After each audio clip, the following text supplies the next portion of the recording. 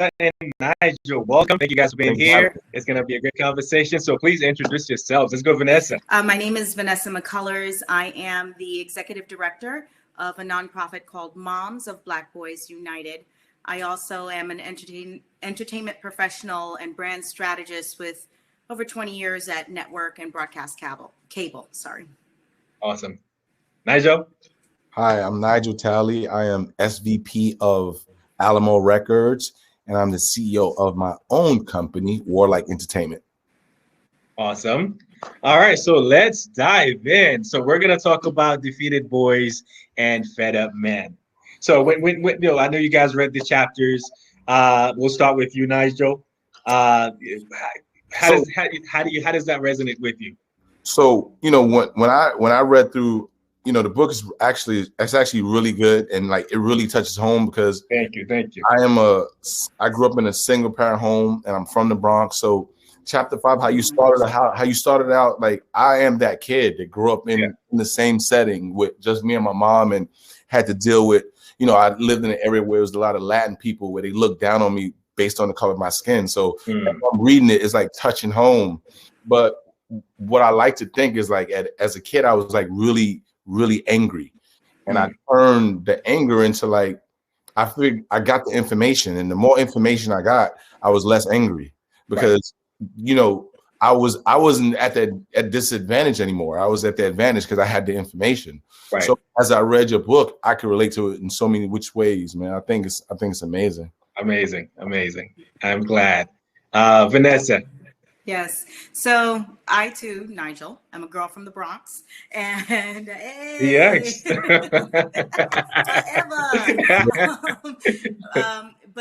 the way that I related to the book, by the way, again, is fantastic. Thank you. It's one that I plan on sharing with my son, my daughter, and my ex-husband. But the way that chapter 5 hits me is specifically from the perspective of being an executive director of an organization that provides resources to moms, many of whom are single moms that are trying to navigate the systems that often oppress our sons. So that's the educational system, the criminal justice system, even mental and medical health systems that can sometimes, inadvertently target our sons and leave them at a disadvantage. And so one of the things that we do is try to provide resources to these moms so that they can help their sons survive and thrive. Unfortunately, because of negative perceptions, it's always challenging. So I really hope to be able to share this book with a lot of our moms, because many of them kind of go through some of the things that you share in your book, putting their sons on a pedestal, making sons feel like kings. And I'm not saying that we shouldn't make our sons feel like kings. We honor them and we love them. We do want to provide that for them, but it needs to be done in a way that is that also teaches them how to respect women, how to respect themselves, and how to bring forth positivity to their communities and to their families at large. And so it's such a great piece. Really appreciate you sharing your words. Awesome. So go ahead, Nigel. Well said. Thank you. No, so for me, just to touch base on what you both of you guys said, I didn't grow up here, right? I grew up in Haiti, came here when I was 17, but the culture is not so different, right? We share similar cultures, similar traditions, right? As far as like, African descent folks go. So I totally understand it. And it's crazy when I first came here, I used to hear people talk about, especially Black boys, as if they chose to be the way they are, right? As if they chose to be disadvantaged. You know what I mean? So for me, it was more like, well, they didn't have a choice. I grew up in when I came here, we moved to a community where I had friends who are actually still in prison because they had to do what they had to do to survive. You know, I couldn't do it because I had my parents, I had my mom, I had my dad to look out, you know, to look out for me. You know, I would have gotten beat up if I did certain things. You know what I mean? So I had, you know, that support system where I couldn't do certain things, but I had friends who didn't have that. Right. So when I talk about having teachers, you know, having, you know, grandparents to look out for you, having parents who don't have to work, you know, 2 jobs to make sure that, you know, you home and having a great, you know, a familiar education. A lot of us just didn't have that. You know what I mean? So it's kind of painful to see a lot of, you know, again, like friends that I grew up with, you know, ended up in the system because they felt like, well, what else? Well, can I chime in?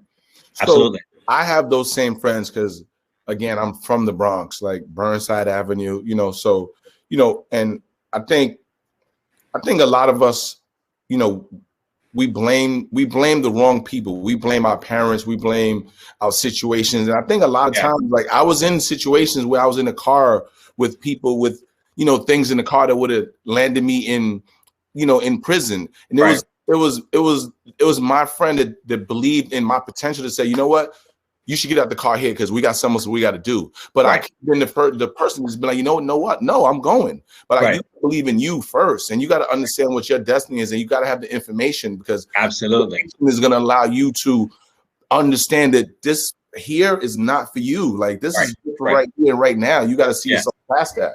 So I think a lot of times, like, you know, we got to put the responsibility on our parents. We got to put the responsibility on, you know, the elder, the man figure in your life. But you got to put the responsibility on yourself. You got to bet on yourself. Absolutely. More. You got to know, like, the idle time of you doing this and doing that. Like, let me spend a little bit more time on doing what works for me. And I think your book touches on and then just opens people's mind up to understand that maybe you should kind of focus more on you and what you need to do.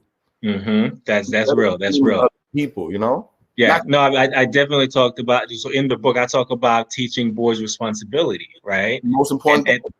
So if you know, as boys and men, if we don't know what that is, if we don't know what that looks like, a lot of our decisions are just not going to be healthy. That's correct. You know, they're going to be painful. Yeah. You know, Mark, like you, my parents are Jamaican. And so but I grew up, right? Yeah, well, no. Kingston right now. Right. Oh, yeah. But I grew up with both my parents and they both worked really hard. You know how we West Indians are. And I have to say, I grew up a somewhat privileged life in terms of I went to private school. I had a car when I was 16. I was not aware of the other existence. Yeah. I think that's the best way for me to put it. It wasn't until I got to college that I really started learning about African-American history. And that's something you kind of touch on in your book too. The differentiation between like a Black Caribbean and an African-American and how those, I don't want to say they clash, but they do actually make a difference in the way that you approach life. So I had no idea about that other existence. And I learned about it as I was getting older. And it's interesting though, because you find sometimes that you are attracted to people who are different from you, but very much like you. And I found myself in that situation as a young woman just coming out of college, meeting someone who has the exact same kind of lifestyle as what you would have said of some of those who ended up, unfortunately, in jail or hurt, and had no idea what a huge difference that would make in their life and the way they would treat me or the way that they would raise the family that we ended up having together. And you try to sometimes, you don't understand it until you're in it or till you experience it. And that's why I said I'm grateful that you've written this book, because I intend to share it with my family, because I think a lot of things in terms of their thought process will be understood, and hopefully it will make them better people. Amazing. Totally agree. Amazing. So I have a question for you, Vanessa. Yes. So as I stated in the book, so a lot of men are not being taught how to take responsibility for what they do, right? That and a lot of men bypass the stage in their childhood when they needed to be taught, self-control, how to express their emotions. As a mother, of a Black boy, at what stage, do you teach your son about responsibility, self-control, constructive ways to express, emotions? Well, as a mother, you teach them that at a very early age. I mean, I Yeah. was sharing that with my son by the time he was 2, 3 years old, how to like really connect with other people and how to treat them with respect. But as I mentioned before, coming from a different background, right? That was not necessarily the same message that his father was teaching him. He grew up in a background where you had to fight for yourself. You had to show yourself as being not just not someone who would be the prey but someone who would be the hunter, the predator. Right. Someone who'd be the aggressor in the situation. So nobody would even think of coming and touching you, if you will. You understand what I'm saying? So it's interesting for a kid, for my son, to grow up with those two conflicting messages. Right. And you don't realize the damage that can do until it actually presents itself. Right. Yeah. No, it's like you said, it's the message is very conflicting, right? Yeah. They're hearing one thing, from their friends or, outside, and you as the parents, right, are teaching them something else. You know what I mean? So I can definitely understand that. So Nigel, I have a question for you. Okay. So what parallels, say that again? I said I'm gonna try my best to answer it. You got this. So my question is, so as a Black man, what parallel can be drawn from the relationship that men have with their parents versus what they have with in a romantic relationship? Well, I guess for me it's a little tricky because I grew up in a single parent home, so my mom was my mother and my dad. You know what I mean? So I think, as a Black man now, the parallel I see in that is like I look for women that are equally as responsible as my mom was. You know what I mean?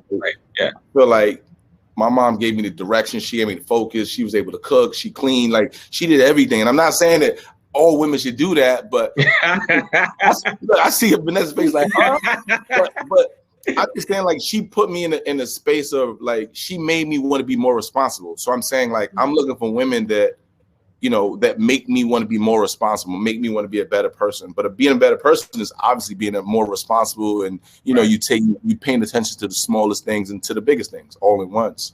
So I think that's the parallel for me. Okay.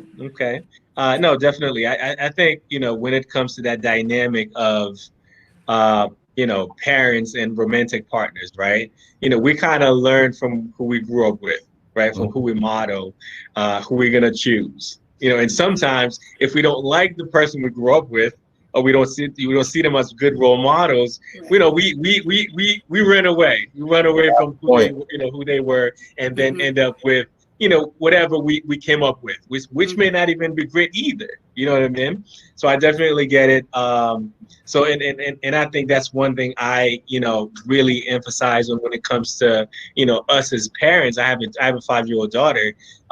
Being our best selves, right? So our children can learn from the best version of us, their parents. That's correct. You know what I mean? Yeah. So yes. I have a daughter as well. Awesome. It's the best. I have a 19-year-old, and I just know, like, the thing that fears me the most is not being able to be as honest and show her the world and be, and be bold and have her just live a free life. And I think having a free life is me giving her as much information, not me giving her every pair of sneakers or me, bringing her every concert. No, it's me giving her the information and letting her know what the world is going to be like and what it could be like for her. Right. Yeah, totally. One thing, again, I have to just say, I think your book is amazing because it just opens eyes and it just opens conversation. So, congratulations. Yeah, absolutely. Thank you so much, guys. This was amazing. I wish we had more time. Yeah. Thank you, Vanessa. So any last comment? Well, I might have to offline with Nigel about the whole dynamics of the female thing. You know what I mean?